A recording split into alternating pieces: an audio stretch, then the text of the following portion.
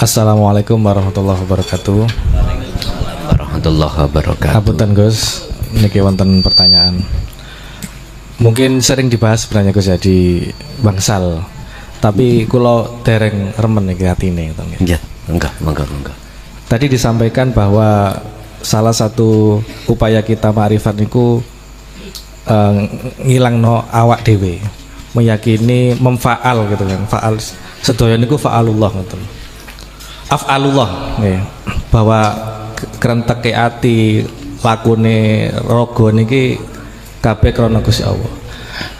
Nah, pertanyaan kula ngeten, nek perkara sae niku logika niki saged trima. Tapi nek perkara maksiat niku yo napa? Perlogikaannya Gusti Allah niki kok ngersakno kene niki nglakoni barang elek. Nggih. Nah, terus efeknya niku kan lek ngaji syariatan niku kan wonten hukuman, wonten balesan. Nah, niki yo napa niki? Gusti Allah ngersakne kene elek tapi kok wonten hukuman. Nah niku yo napa penjelasan? Matur nuwun. Monggo. Assalamualaikum warahmatullahi wabarakatuh. Waalaikumsalam warahmatullahi wabarakatuh. Bicara tentang hukum, walaupun sama-sama melanggar, si A dengan si B itu nggak sama, dikarenakan si A dengan si B itu umurnya juga nggak sama. Misalnya hukum Al-Quran, ada anak kecil itu mencuri. Anak kecil itu anak yang murhek, itu tidak disamakan dengan hukum si B mencuri, dia sudah dewasa. Ini sebetulnya kiasan aja. Miturut hukum hakikat ini kiasan. Artinya apa? Sami kali ngeten lho Pak. Miturut Quran ada orang membunuh si A, membunuh si B. Disengaja atau tidak disengaja, iki hukumannya beda. Nyon sewu, niki mboten disengaja. Koncone niki lho, koncone digepuk napa niki? Sedotan nangone bathuke. Mati. Niki lak mboten sengaja to. Enggak ada niat untuk membunuh karena guyon. Itu hukumnya kalau dalam Al-Qur'an enggak sama dengan orang yang ngapunten ya, membawa pedang utawa yang lainnya. Itu beda kalau Quran. Kalau negara antara direncanakan dan tidak, ini beda juga hukumannya. Ini semuanya adalah kinayah. Artinya apa? Gini, di dalam salah satu ayat Allah menjelaskan, jikalau perkara baik itu dari Tuhanmu Allah, jikalau dari perkara yang enggak baik, contohnya maksiat, itu dari nafsumu sendiri. Berarti kan ada dua penguasa Pak ya. Ada dua penguasa. Ini berlaku pada siapa hukum ini? Berlaku pada hukum terhadap hukum ini berlaku pada siapa? Bagi orang-orang yang bagi orang-orang yang biaklin, berakal. Siapa orang yang berakal itu Pak? Orang-orang yang sudah masuk di zona baligh dan akalnya itu berfungsi. Tapi ini tidak akan berlaku bagi orang-orang yang bighairi aklin, yang tidak punya akal. Contoh wong gendeng bisa ngukumi? Mboten. Orang gila lho Pak. Orang tidur bisa dihukumi? Orang semaput, ratangi-tangi, koma, sakit dihukumi? Mboten sakit. Artinya apa Pak? Orang yang sudah mencapai tingkatan makrifat, ruhnya itu sudah tidak menganggap selain Allah itu ada.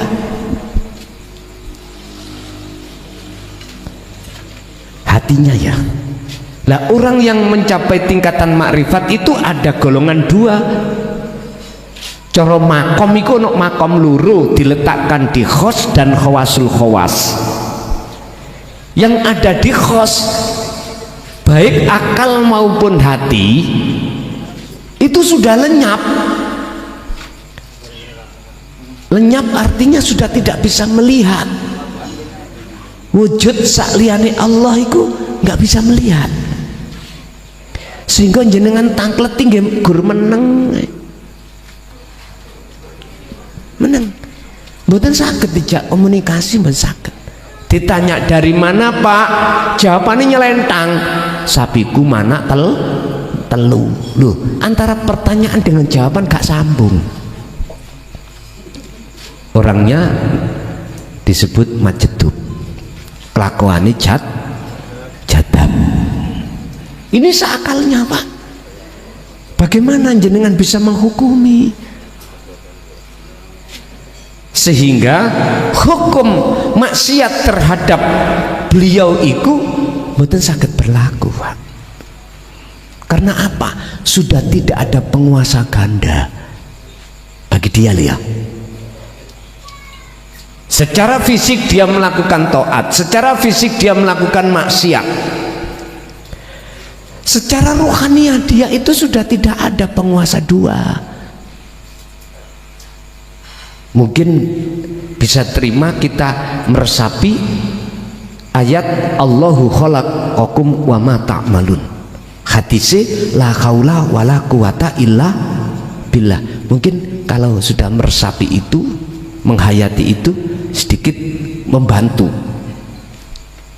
tentang belum bisanya diterima jikalau maksiat itu datangnya dari Allah. Jikalau maksiat itu datangnya dari nafsu. Keyakinan kita kan maksiat kan dari nafsu, dari diri kita sendiri. Karena dalile wonten, Qur'ane ya wonten. Cuman kita belum paham, belum meresapi hakikate nun vaksin. Nafsu itu kan hurufnya kan nun vaksin toh. Diri toh. Diri siapa? Diri siapa? Bagi kelas kita yang masih disalik dalam perjalanan mendekat bertemu loh, tapi belum bertemu, tidak bisa Pak dicampuri hukum kalau taat maksiat itu dari Allah, nggak bisa, nggak boleh, karena masih berlakunya hukum maksiat, masih ada dua penguasa. Satu yang menguasai perkara taat yaitu Allah, satu ada penguasa yang menguasai maksiat yaitu nafsu. Iki jenenge wonten pangeran loro. Nek miturut orang yang sudah muraddin iki orang makrifat. Nek bagi kita yang salikin belum, ndak, pangeran ya Allah tok. Tapi kita belum mengesahkan Allah. Loh, ngoten niki. Belum mengesahkan Allah. Kita masih memandang selain Allah itu ada. Perkara maksiat dan taat, dua jenis kalimat ini kan pandangan syariat toh, Pak. Pandangan dohir. Dikatakan maksiat karena memang itu larangan, dikatakan taat itu karena itu perintah. Memang kelas kita yang masih disalik ya harus gitu, Pak. Sebuah proses kita memang. Tapi kalau sudah menyentuh kerana makom arifin, makom iksan, makom makrifat, beda niku mengki. Ngeten. Nun vaksin diri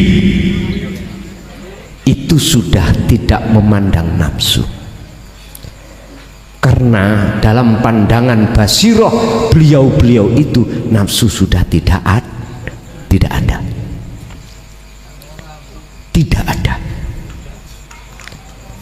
Sehingga nun vaksin ini berkenaan dengan apa yang Imam Ghazali nukil dalam dari hadis qudsi yang mengatakan man arafa nafsahu faqad ngarafa rabbahu. Sing sapa wong wis kenal dirinya, nafsah dimaknani diri, jiwa, boleh dikatakan adalah diri, takholli adalah nafsu, faqad arafa rabbahu, mongko yekti teman-teman bakal dikatakan kenal dateng pangerane. Jadi di situ wonten benang merahnya Pak. Benang merahnya apa? Kelas kita. Kalau salik tidak boleh mengatakan nafsu maksiat itu dari Allah, gak boleh. Gak boleh. Karena kita si salik masih dalam perjalanan itu masih memandang diri kita, masih memandang kalau kita yang berafal, walaupun afal bisanya kita berafal itu sebab diafalkan oleh Allah. Kan masih ada dua, ada yang menggerakkan, ada yang digerakkan. Lah tadi saya katakan salib dulu Pak, proses ini kita jalani. Caranya kita harus merasakan kita bisa gerak itu karena digerakkan oleh Allah, karena itu proses.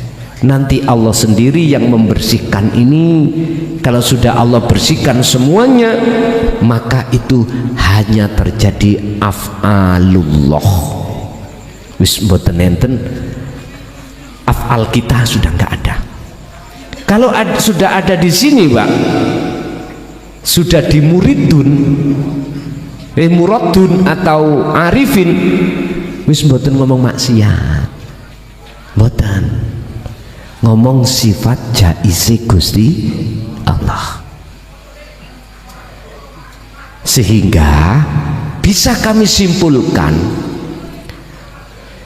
kita melakoni taat nek sumber dari Allah gerakno ora iso toh. Kita melakukan maksiat nek didorong Allah maksiat, sakit maksiat dhewe ta? Boten saged ta? Lah ini jenengan akan dikatakan sah mengatakan itu songko Allah manakala jenengan kali kula sudah duduk di ihsan. Sama dengan gini Pak, ada hukum yang dilarang dilanggar oleh si A, ini ada konsekuensinya. Ada hukum yang dilarang si B, nggak ada konsekuensinya. Satu contoh, jenengan jadi presiden, wis minimal lah Kapolda, onok lampu merah dikawal, sampean terak, salah mboten sampean? Karena kewenangan, karena sifat jaiz. Lah saya gak duwe kewenangan apa-apa, lampu merah tak sasak, nyelengi Pak, gitu, nyelengi gawe perkara. Terus ngene, ana pertanyaan, lah enak lah an golongan teng mriku wis gak klebu maksiat, lah ngoten toh? Nyun sewu, kita orang lain memandangnya dia maksiat, tapi beliau mboten. Kok sakit? Karena selain daripada Allah di dalam basirohnya termasuk dirinya, itu sudah gak maujud. Wis kalau tambah ngeluh ngaji sampaiane ngeluh diteleh, wis suk kapan ae disambung maneh. Intinya Pak, hukum loro antara salikin dengan muradin mboten angsal dicampur, mboten angsal dicampur.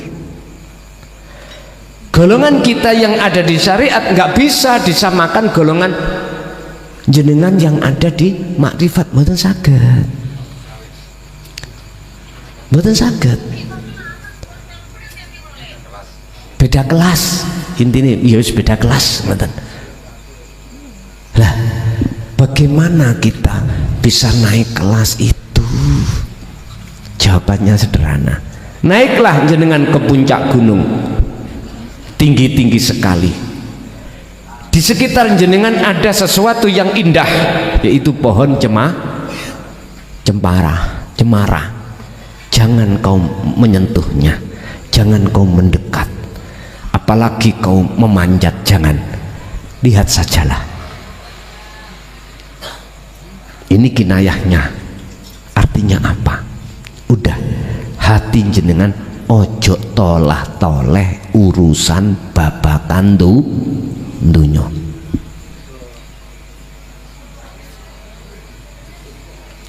Sudah cukup jasmaniah jenengan aja yang berkontraksi dengan urusan dunia, akan tetapi ruh sampean hati jenengan khusus berinteraksi hanya pada Allah. Carane dikir tadi, sehingga nanti kalau zikir itu sudah nancep teman-teman yang ati sampeyan, jenengan persis seperti ikan yang hidup di lautan. Setiap waktu dan saat jasad iki campur dengan air garam asin, tapi dagingnya tidak terasa asin. Apa sebabnya? Karena ikannya hidup. Coba ikan yang mati seperti tahu tempe, ibu-ibu nguyai dilu mohon raose piye? Asin. Sama. Hati jenengan harus menghadap terhadap hidup, jangan tolah toleh, jangan memandang selain itu. Baru di situ Allah selamatkan dari taktsirat dunya, min taktsirid dunya, kebiari pengaruhi dunya. Kembali kepada pertanyaan, hukum kita yang masih disalik Pak, masih memakai jikalau taat minallah, jikalau maksiat tetap saking diri kita sendiri nafsu itu, berarti masih ada penguasa dua. Tapi hukum panjenengan yang sudah di zona ihsan, nafsu sudah nggak ada, nama Allah juga nggak ada. Nama apa? Innani anallah la ilaha illa ana fa'budni wa aqimi sholah li dzikri. Namane nama ingsun, namane namang ana kalau bahasa Quran. Surat Toha ayat 14. Pertanyaannya, apakah Kanjeng Nabi juga mengajarkan tauhid ini? Jawabannya ada di surat Al-Anbiya ayat 25. Rasulullah pun juga mengajarkan tatanan hakikat makrifat, tatanan tauhid la ilaha illa anta dan la ilaha illa ana. Itu surat Al-Anbiya 25. Wa ma arsalna min qablika mir rusulin illa nuhi ilaihi annahu la ilaha illa ana fa'budun. Muhammad dalam, aku tidak pernah mengutus utusan sebelummu, termasuk dirimu nanti, kecuali mengemban inti wahyuku yang harus kau sampaikan terhadap umat.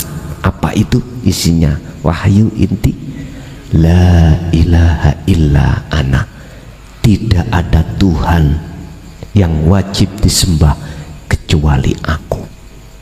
Iki piye carane njabarno aku iki? Niki kita sing ditakuti ya dijabarno dhisik lewat anta dulu.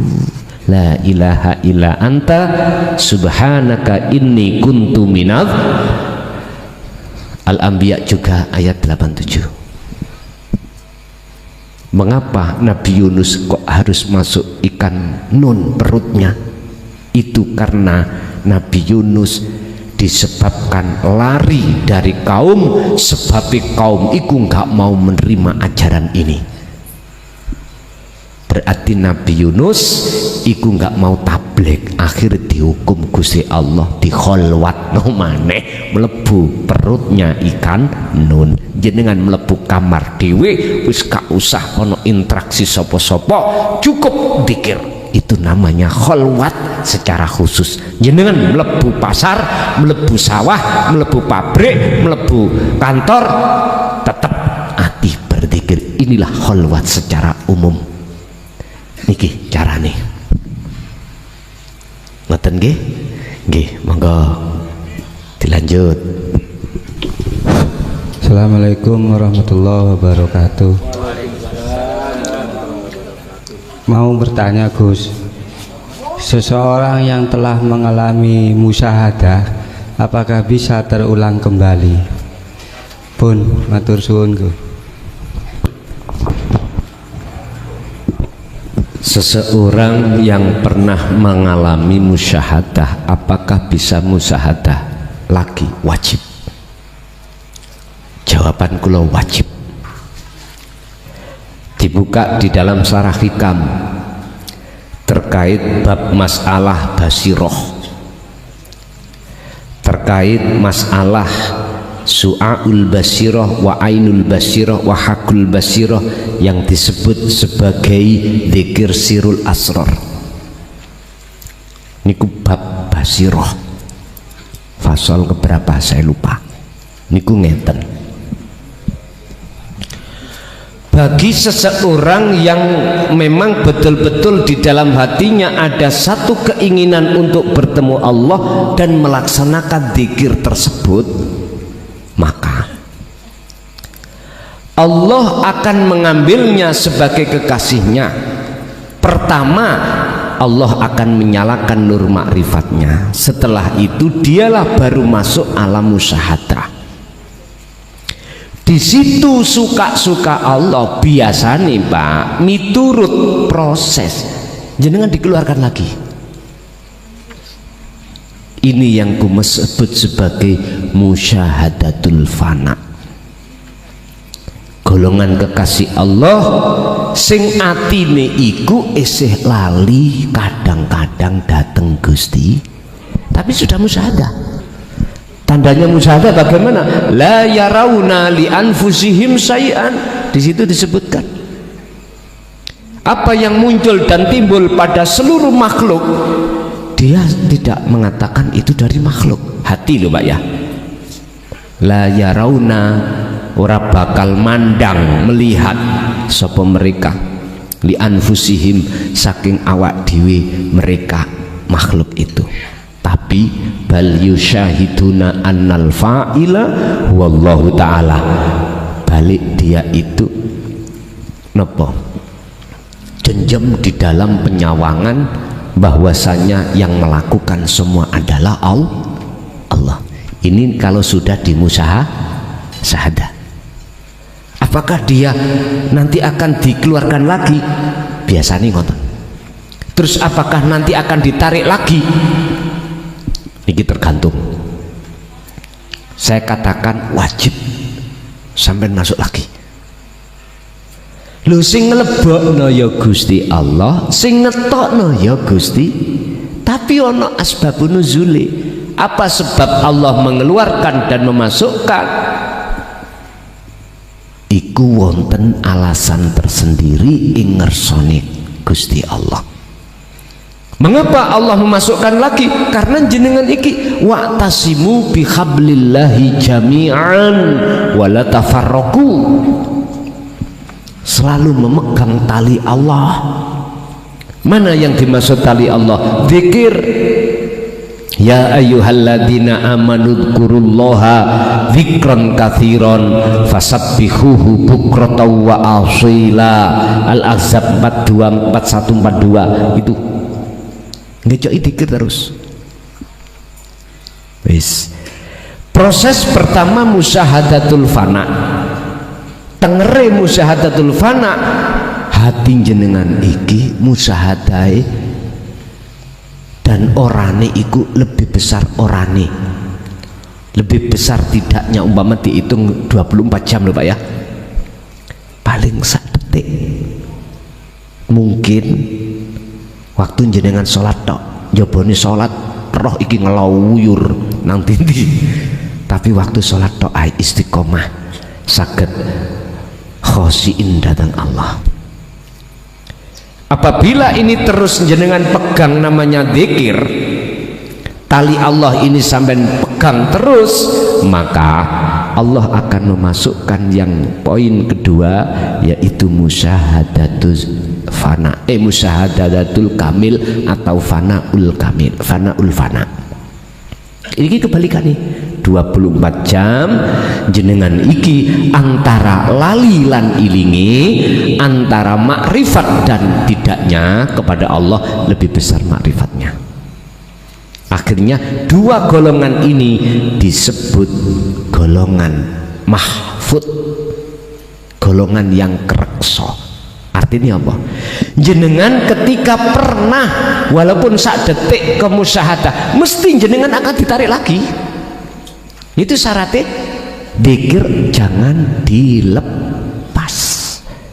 Dalam Al-Baqarah 256, faqadistamsaka bil urwatil wuthqa lam fisomalaha, tali iki jangan pernah kau lepas. Nek kok lepas, laksana jenengan menek tebing kecoan tali, lepas oh, jatuh betul, jatuh.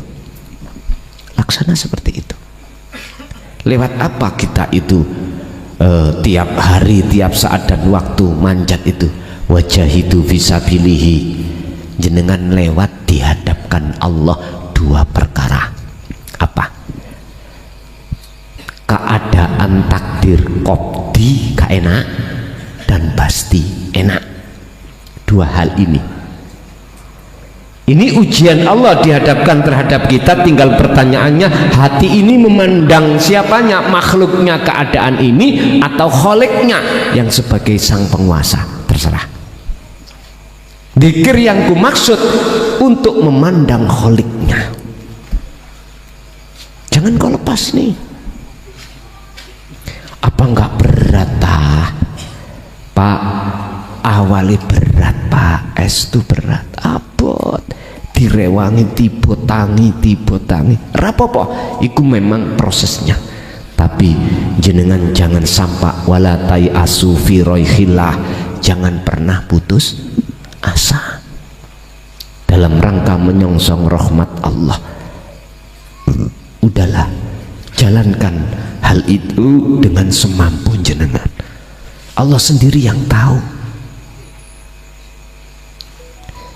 Ketiga, jikalau ini sudah dianggap Allah maksimal, anggene dzikir sampai nggak bisa putus, maka jenengan pasti akan ditarik Allah di golongan yang berikutnya, adalah musyahadatul baqa.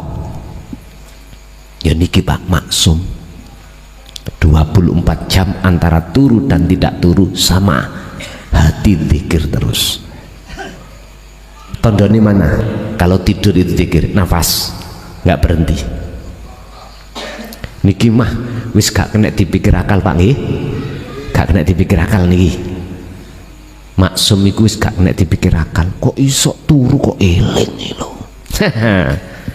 Kok iso maksiat iku kok taat. Wong ketok maksiat ngono kok jarine taat.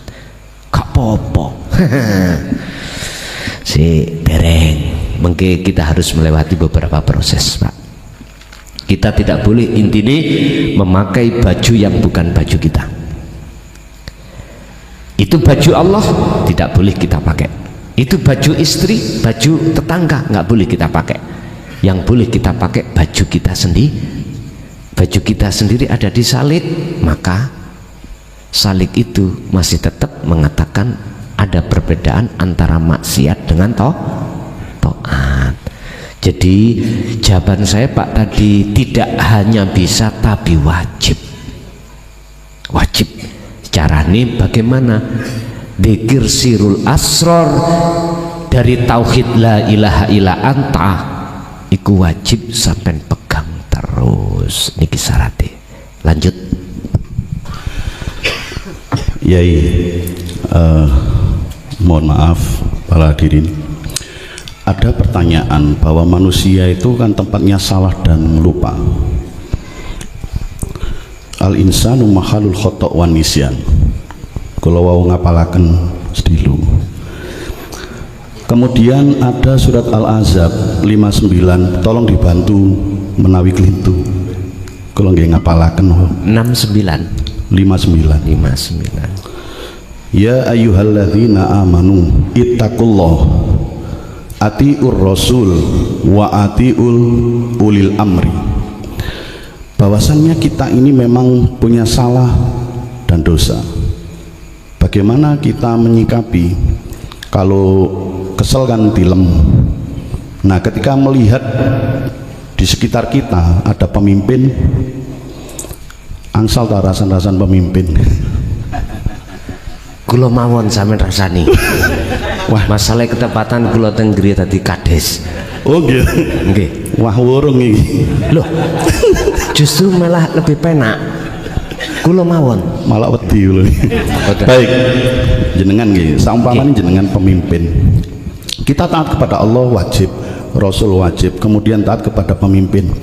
Ketika pemimpin itu mencetuskan satu program, otomatis ada yang mboten sae, wonten ing sae. Contoh, di sekolah niku ada makan gratis, semuanya sudah makan gratis, tapi di sisi lain masih menunggu. Itu kan mboten sae, karena ada yang dikorbankan. Nah, sisi lain pemimpin ini menciptakan satu permainan yang luar biasa, yaitu sepak bola. Wingi ku menang Indonesia kali Cina. Nah, sebagai umat manusia, sebagai manusia umat Rasulullah, kiat-kiat apa untuk memendam? Kita itu harus memendam diri, tapi melihat lingkungan kita itu ada yang janggal. Apa kita harus diam? Apa kita harus memberikan sesuatu? Matunun, yai. nggih. Menungso memang sifatnya salah dan lupa. Apa sebab demikian? Karena di dalam diri kita sebagai insan niku Allah bekali namanya sifat basariyah. Ini tidak hanya basiroh tapi basariyah juga. Apa sifat basariyah? Sifat mingkol bin rohibin, sifat yang condong terhadap selain Allah. Ini yang akan menjadikan lupa kita khusus terhadap Allah. Qur'ani alhaakumut takatsur hatta zurtumul maqabir. Hal ini terjadi sampai kematian manungso. Sehingga wajar kita manusia itu berbuat salah ataupun lupa. Makanya mengapa Allah itu Maha Pengampun. Wa yaghfir lakum dzunubakum. Selagi kamu itu tetap condongin nang atimu, condongin nang aku, apa sing kesalahan yang pernah kau lakukan, yaghfir lakum dzunubakum, tak ngapura. Ngoten. Pun niki kalau kami ambil dari sisi hakikat, sifat lupa itu yang dimaksud lupa itu terhadap Allah, mboten terhadap selain Allah. Hakikat ya. Terus bagaimana cara untuk kita itu sifat lupa itu bisa hilang? Ngeten Pak, jujur kita manusia sepanjang zaman, sepanjang sejarah tidak akan pernah bisa melawan nafsu, mengalahkan, gak bisa. Yang bisa mengalahkan adalah Allah. Jangankan kita, Nabiullah Adam ketika saat dikasih Allah peringatan, Adam wala taqrabah hadhihi syajarah, kamu saya kasih tahu ya Adam, bahayanya buah khuldi itu bla bla bla bla bla bla, resikonya bla bla bla bla bla, jangan pernah kau dekati itu. Siap. Kita ruh sudah dikasih Allah. Alastu birabbikum? Qalu bala, syahidnya. Jikalau kau tidak menyembah aku dan aku tidak kau katakan sebagai Tuhanmu, resikune bla bla bla bla bla bla. Sudah Pak, ruh kita itu sudah mengatakan qalu bala syahidna. Iya, Al-A'raf 172. Kalau Nabi Adam Al-Baqarah ada. Tapi bagaimana kenyataannya? Bahasa Mojokerto, Nabi Adam pun nyunsep itu terjerumus. Apakah ini salah? Tak jawab. Miturut ayat yang mengatakan wa idh qala lil malaikati inni ja'ilun fil ardi khalifah, ikilah musabab nuzuli ayat. Karena ayat inilah akhirnya Nabi Adam itu dijerumuskan Allah. Cuman aja lewat, seakan-akan lewat iblis. Kanggo jawab supaya Nabi Adam itu keluar dari surga nuju ke dunia. Kan dawuh ngeten niki, dawuh niki Nabi Adam belum diciptakan, Pak. Beliau Allah berkata kepada para malaikat, malaikat, aku arep nyiptakno makhluk manusia di bumi untuk menjadi pemimpin. Berarti pada saat ayat ini dawuh, Nabi Adam belum tercipta. Ayat ini dawuh berarti jenengan belum wujud. Roh itu belum ditiupkan. Bapak Ibu, setelah ditiupkan, setelah perjanjian sudah selesai, ditiupkan dan lain sebagainya, maka untuk menguji kita kesetiaan pada Allah, diutuslah nafsu itu untuk merapat terhadap jagate ati yang kami sebut sebagai sifat basariyah. Mesti mencondongkan suka terhadap kehidupan dunia, lupa terhadap kehidupan akhirat. Yastakhibunal hayatad dunya. Siapapun kita kalau sudah hati condong terhadap kehidupan dunia, alal akhirah ngalahake, artinya akan lupa kehidupan akhirat, lupa Allah. Lah piye carane? Ya sifat basariyah iku, Pak, kudu dilepas dari hati jenengan. Cara Allah melepas miturut kaidah di dalam ilmu tasawuf, di dalam kitab hikam ngeten. Sifat basariyah itu akan keluar dari jagate ati apabila Allah itu mengutus waridnya masuk di dalam jagate ati. Siapa warid? Malaikat yang Allah utus untuk mengusir penjajah ruh dalam hati ini, yaitu nafsu. Sebab jikalau itu tidak keluar, maka ruh kita selalu jadi budaknya hawa nafsu. Artinya perilaku apa wae mencerminkan karpe nafsu. Contoh, jangankan perkara maksiat secara dohir, ini gak ada kaitannya dengan nafsu. Taat cara dohir sih ono kaitannya nafsu. Contoh kula salat Pak, oleh karena saya tidak tahu mana si nafsu itu dalam diri yang harus ku perangi, maka dalam hatiku mesti aku merasa kalau aku yang bisa melakukan sholat. Hati ini lalai terhadap Allahnya, asli lali. Oleh karena hatiku seperti itulah, akhirnya jangan heran kalau dalam hati ini ingat macam-macam persoalan dunia. Ini fakta, Pak. Saya tidak bicara omon-omon.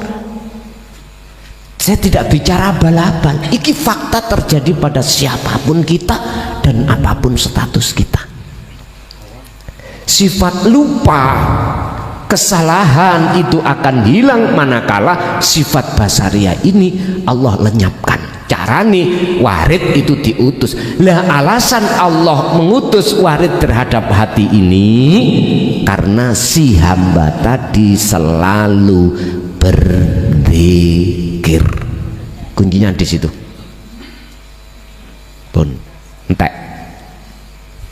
Yang kedua terkait ayat atiullaha wa atiur rasul wa ali. Nama terus ya? Pemimpin bawah. Kuli amri atiullaha wa atiur rasul wa ulil amri. Surat Al-Ahzab ayat 59. Coba mengke dilihat. Bapak Ibu, ini jenengan kalau tak tarik secara hakikat jangan melihat kulitnya. Nama Allah kulit, nama Rasul kulit, nama pemimpin juga kulit. Sampai harus memandang yang esanya. Kalau jenengan memandang yang esanya, hati ini tidak akan kontroversi, Pak.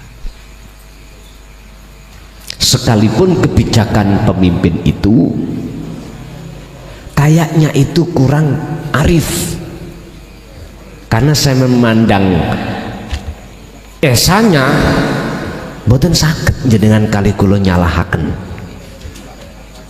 Padahal satu sisi kelihatannya kearif, cuman untuk sampai di situ kan ada proses, Pak. Apa prosesnya? Fid dunya hasanah wa fil akhirati hasanah. Piye syariati ben bener, hakikati juga bener. Ngeten. Kita dihadapkan kejadian-kejadian di tengah-tengah masa kita itu namanya makan gratis tadi. Ada satu daerah yang bisa melaksanakan, satu sisi ada satu daerah yang tidak terlaksana. Tapi sebelumnya kita harus memegang kata kunci. Apa kata kuncinya? Jikalau pemimpin itu dolim, mesti kebijakan itu mesti dolim, prajuritnya mesti dolim. Tapi jikalau pemimpin itu taat, arif, mesti keputusannya itu arif. Yang di bawah mesti ikut arif. Itulah laksana ruh itu rojo, jasad iki adalah prajurit. Apa yang dilakukan jasad itu sumbernya dari roh, perintah dari sang raja. Kalau rajanya taat pada Allah, maka jasad akan taat. Kalau rajanya itu maksiat datang Allah, maka jasad ini juga mudah maksiat, dolim pada Allah. Babakan maksiat dolim pada Allah itu beda, Pak. Pandang sudut dari sisi syariat dengan sisi hakikat. Kalau syariat yang dilihat jasmani, sisi hakikat yang dilihat perilaku rohani. Pun, apakah ketika saat pemimpin secara syariat memberikan kebijakan itu yang setengah kurang cocok, kita diam aja? Ataukah dan apa kiat-kiat yang harus kulakukan? Niki berkenaan dengan dakwah, Pak. Ada macam 3 tingkatan kita berdakwah. Nggih, mohon maaf, ada tingkatan dakwah iku harbin. Maksudnya harbin diperangi, mboten kakean omongan. Secara fisik kita lakukan harbin niku. Kelihatan gak cocok langsung sikat. Demo. Wis mbuh ya napa carane? Supaya tidak kebijakan pemimpin itu yang tidak menguntungkan masyarakat gak jadi. Ada dakwah yang model seperti itu, Pak. Ada nomor dua, ada dakwah sing model tidak melakukan harbin, peperangan, tapi hanya diingatkan, dituturi, dinasehati. Ada yang model seperti ini. Ada dakwah itu sak lemah-lemah dakwah niki didoa, hanya didongakno cara jasati meneng ya wis gak harbin, ya gak wis nasehah, tapi bidoa didongakno, ya Allah sampean kei hidayah pemimpinku ya Allah, niki lho mboten cocok munggu masyarakat. Misalnya niki dakwah yang paling lemah, terus kita diposisikan yang mana? Kalau kita ditanya apakah kita diam, apakah kita itu melakukannya bagaimana kiat-kiatnya, ya melihat Allah meletakkan kita di posisi mana.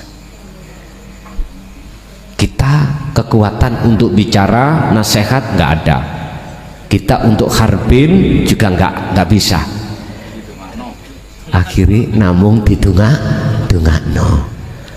Nek menawi modar mesisan modar Gusti. Lah donga kan macam kali Pak ya, ana donga iku nyadarno, ana donga iku modarno. Lagi wa ma arsalnaka illa mubasysyiran wa nadhiran. Al-Qur'an iki, Muhammad tugasmu iku cuman nyampe notok. Lah isine tugas menyampaikan itu ono macam loro.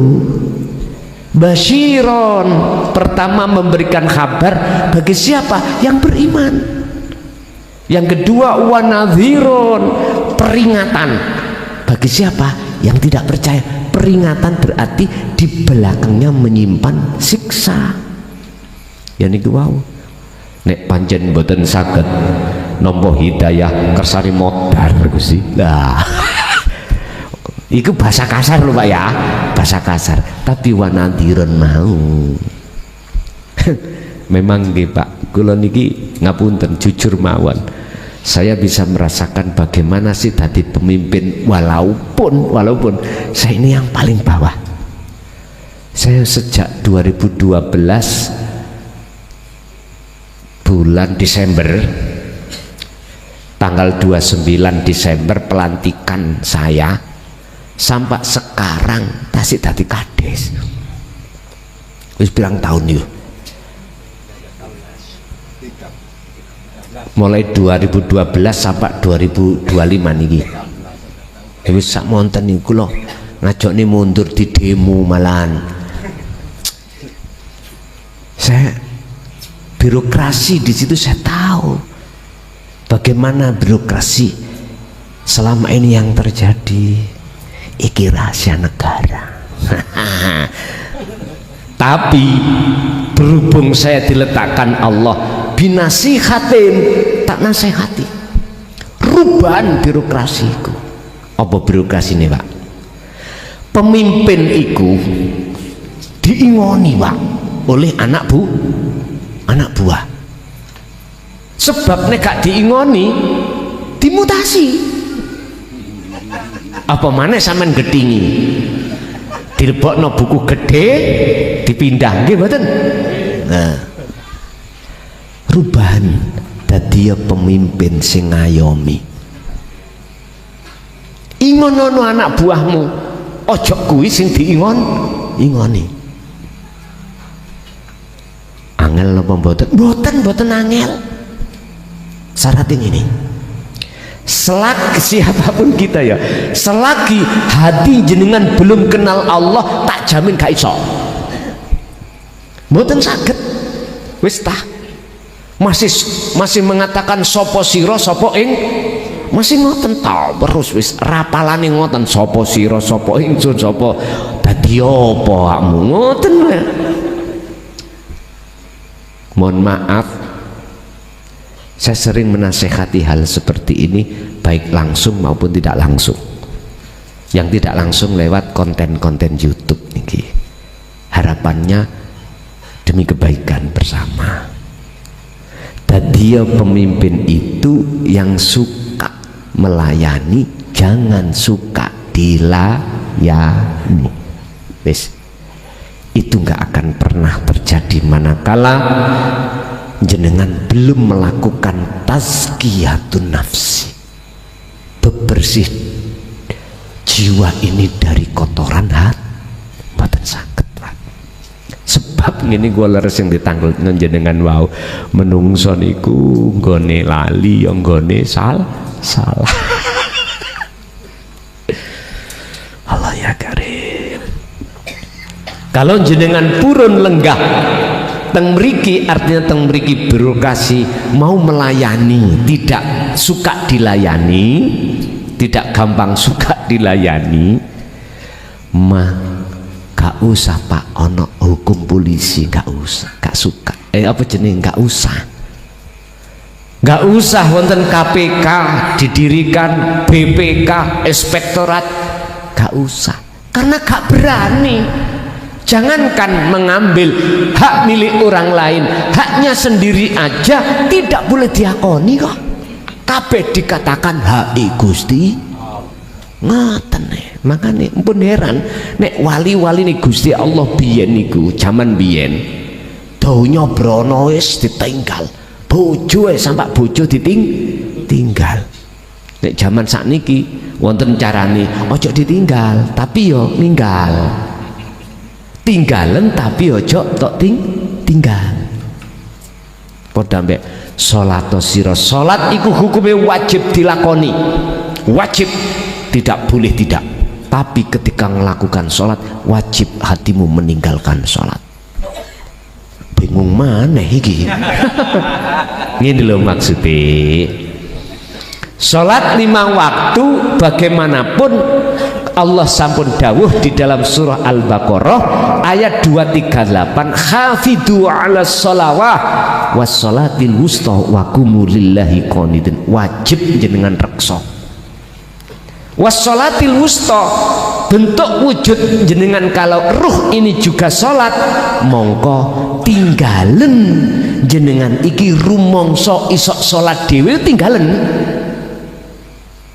Ini lho karepe iku mau.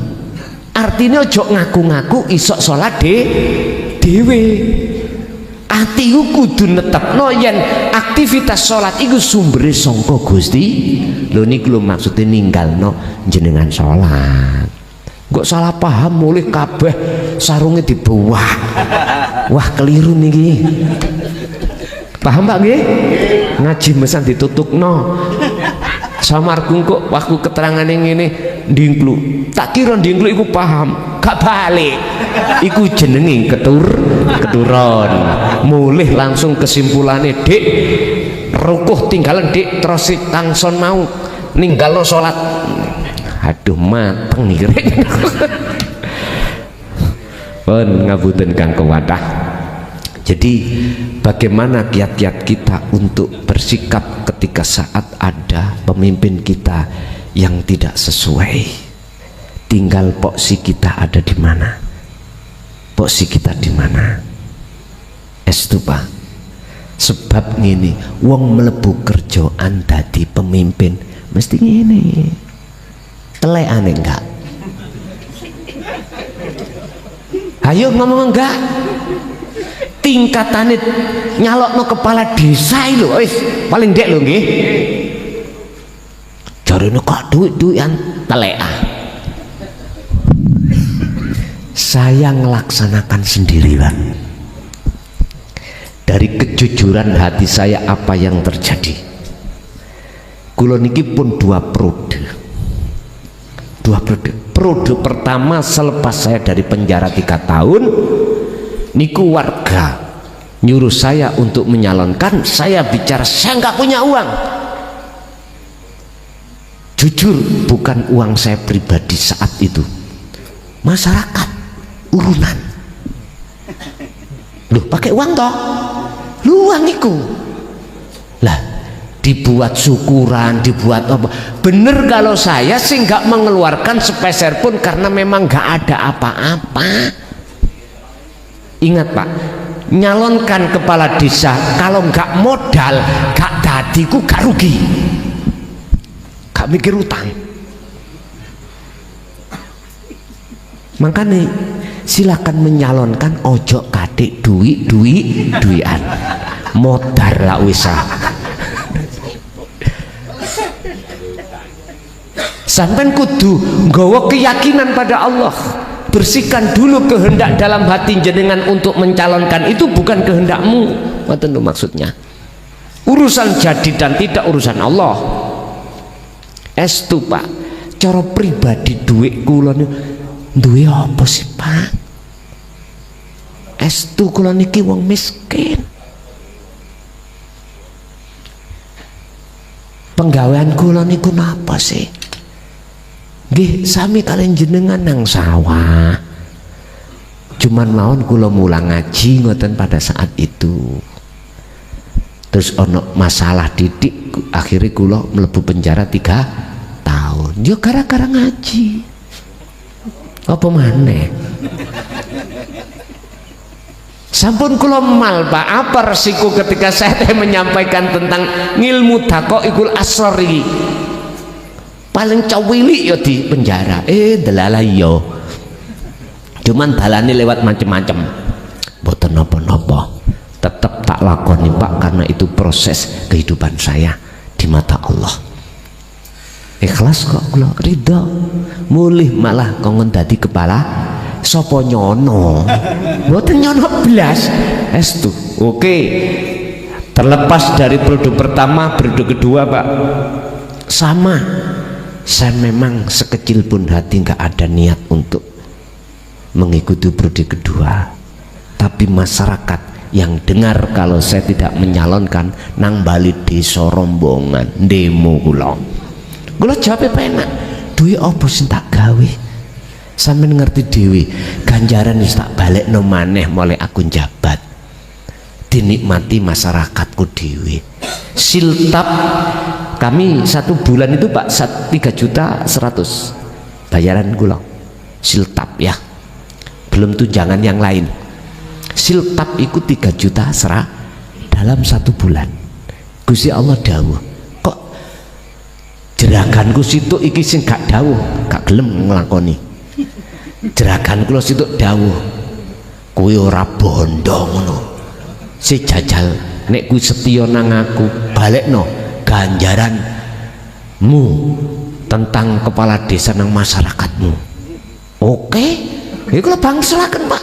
Sampai saat ini usulan warga kadang-kadang nyuwun sewu, yang namanya panen jagung diteri jagung, pari didui pari, alhamdulillah. Sing penting gak njaluk loh, mboten njaluk. Sama siltap nih ngoten sih.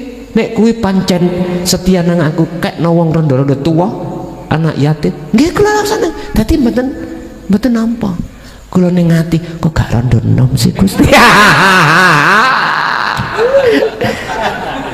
Ning ati guyon ya, guyon. Lah kok sing diomong rondo tuwa.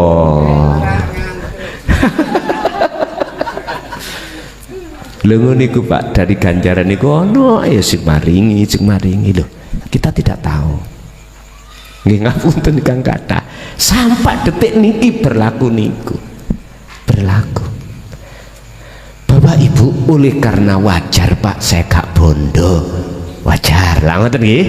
Mangkane jenengan nek duwe kepingin nyalokno dadi pemimpin minimal kadus lah. Ojo modal. Ojo modal, nek modal gak tadi rugi sampean. Kukut sampean nanti. Sakniki nggih kula rungokno. Sing modal kadang dadi kadang enggak. Sing dadi sik lumayan. Nah ngoten nah. Sing gak dadi yo napa? Pak wonten jabatan struktural iku di kabupaten kata sebut ya. Sampai mengeluarkan kepingin meraih jabatan tertinggi di sekup kabupaten. Nah, di bawah bupati. Sampai mengeluarkan uang ratusan juta. Dulu ngoten. Saya ngomong dulu, sekarang umpama ya gak ngerti ya. Sampai Pak meninggal, uang sudah ditransfer gak dilantik-lantik, meninggal. Mikir dilantik, sebetulnya dilantik asal 1 minggu, dia mana dimutasi mana, gak bingung toh. Wis ngeri Pak, wis kita makanya bagaimana ya, baldatun thayyibatun wa rabbul ghafur itu bagaimana, nggak iso jikalau pelakunya itu tidak bertauhid, pelakunya itu tidak mau mujahadatun nafsi atau tazkiyatun nafsi, boten saged Pak. Karena secara langsung atau tidak langsung kita hidup di dunia itu dihadapkan serba kebutuhan, gak kebutuhan pribadi, suami, istri, anak, tetangga, bahkan kadang-kadang mikir nyelengi sok kanggo anak putu, kadang-kadang ngoten, warisan-warisan, padahal nek mate ya ora digawa. Qad khasiral ladina kadzdzabu biliqa'illah, sungguh sengsara bagi orang-orang saat di dunia, ketika saat di dunia tidak mau mengadakan pertemuan terhadap Allah sehingga sudah terjemput kematian. Naudzubillah. Surat apa? Patasana dewi. Sing jelas Quran nih, wow.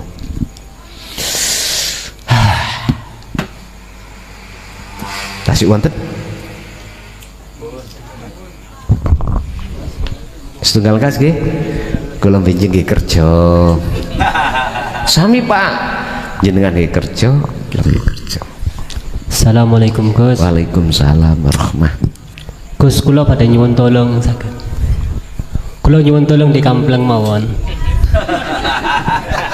Mungkin wonten pertanyaan ngeten Gus. Assalamualaikum warahmatullahi wabarakatuh. Waalaikumsalam. Ngeten, sebelum tak kambleng, tolong lenggahken ati sampeyan dateng urip sing wonten kula. Berarti sing ngambleng senes kula. Ya. Maksud dan tujuannya sesuaikan dengan harapan hati jenengan.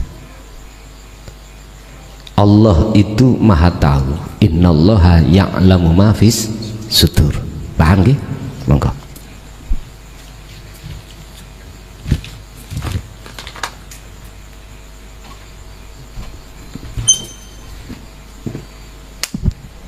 Sampun. Satu kali memang.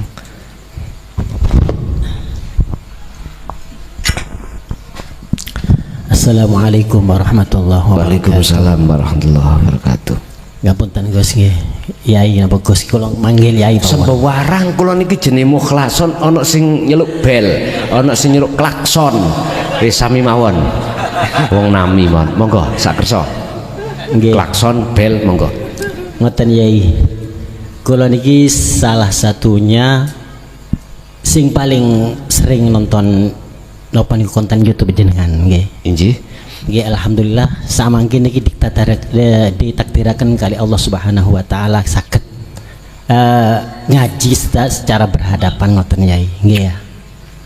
Lah niku lek kula tingali saking dawuhipun Sayyidina Ali, ana abduman 'allamani walau harfan nggih. Secara tidak langsung kula niki pun ngaji ngaos teng jenengan secara berhadapan nggih. Lah niku otomatis kula nggih dados santrine jenengan nggih. Oleh karena itu mangke niki kula nyuwun penyaksiane Yai, kula dadosaken murid jenengan Yai. Ya napa Yai? Nggih. Ngeten. Biar kula nyecek mantap ngoten Yai. Nggih, leres. Ngeten nggih. Saya akan akui itu santri. Pertama secara fisik, dengan bentuk jenengan iki baik ketemu langsung maupun boten. Boten berarti ketemu di YouTube, keduanya golongan kedua tetap saya akoni santri, wallahi. 1, 2 jenengan kali kula sama sebagai santri ini Allah, karena yang mengajarkan kita semua itu adalah Allah. Apa yang muncul dan timbul di dalam diri saya itu datangnya dari Allah, maka anggaplah, jadikanlah Allah itu sebagai guru sampean satu-satunya. Secara makhluk syariat oke, makhluk saya, tapi secara hakikat guru sejati sampean adalah Allah Subhanahu. Sampean harus siap nerima keterangan ini juga, baik jenengan yang langsung maupun yang di YouTube sama. Janganlah aku kau jadikan sebagai gurumu, sebagai sing isok nulung, enggak.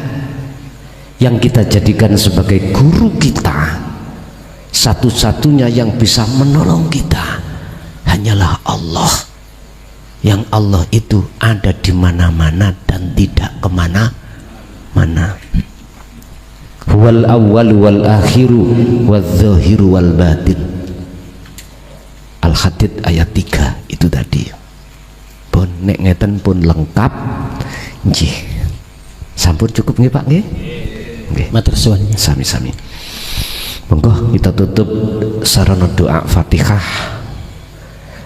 Apa yang telah Allah berikan pada kesempatan malam hari ini, ilmu tadi estu, harapan kita sama-sama terhadap Allah dijadikan sebuah ilmu yang bermanfaat, barokah terhadap kita dan keluarga dan keturunan kita ila yaumiddin. Lahumul Fatihah.